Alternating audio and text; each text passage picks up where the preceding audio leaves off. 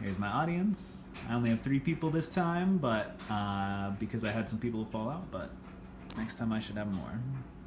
There we go.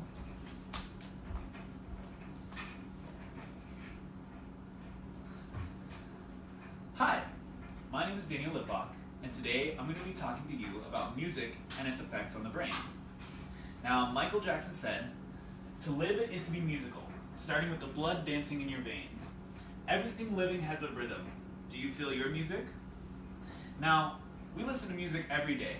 I listen to music on my way to the car, on the radio, I have Spotify, I listen to Pandora. We all listen to music when we're happy music when we're happy, sad music when we're sad. Now, the question that we have to ask ourselves though is why? Why do we listen to music? Why is it such a good thing for us? Now, the interesting thing is music affects the brain, its structure. It's used in medication nowadays, and it can also alter your perceptions of reality. Let me go ahead and explain. I'm going to start with the history of music. Music is actually 60,000 years old.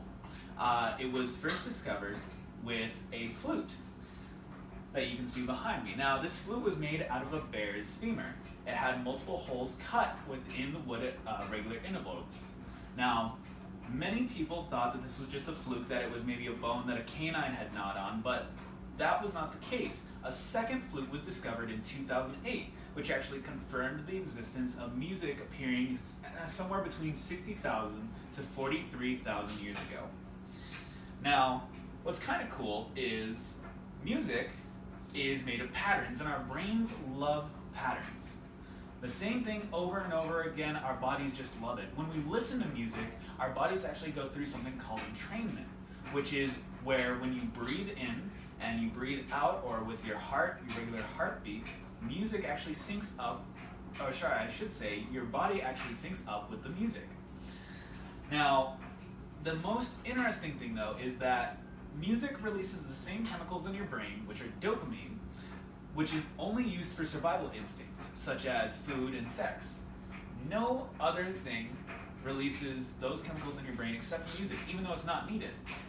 I mean, you wouldn't pull out a violin in front of a bear, right? Like, that thing's gonna eat you. Now, this is very interesting. Since it affects the body in such a way, it's been used in things such as musical therapy. Now, the lady you see behind me, her name is Gabrielle Gifford. She was a senator. She was actually shot and assassinated, but she lived to tell the tale. After her surgery, though, she had completely forgotten the use of speech. She could see things, she was present in the moment, but she had no perception of what was what.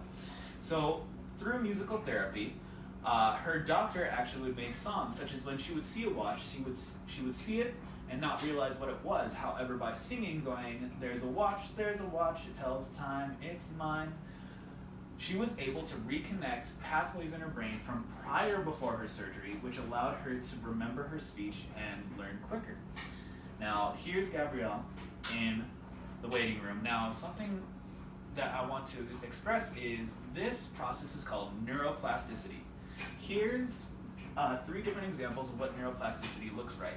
From left to right, you can see the pathways actually growing the more you listen to music.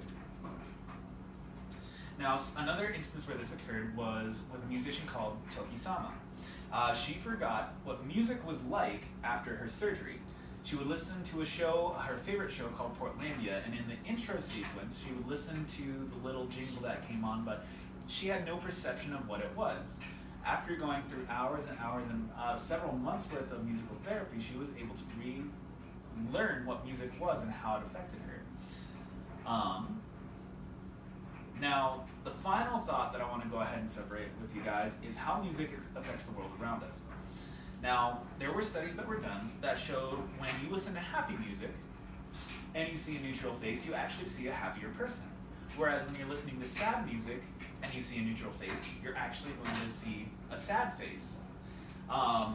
This is true in most anything. Music affects sports people. You always see football people in the locker room listening to music, getting pumped up, listening to rap music or punk music, getting their heartbeat up. And this is so that they get in a good mindset for the rest of the game. Now, people listen to music during homework as well too, which this is very interesting, that when you listen to music too loud, it actually disrupts your thinking, which causes less good than, harm.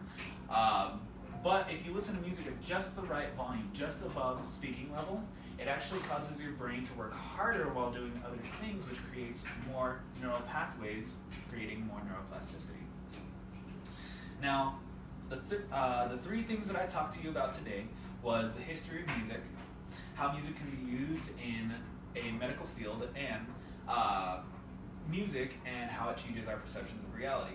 With this, I want to leave on a note of saying, go out there and listen to some music, whether it be something new, something weird, something funky. It may open up some more neural pathways for you. And parting on the words of Confucius, music produces a kind of pleasure which human nature cannot do without. Thank you for listening.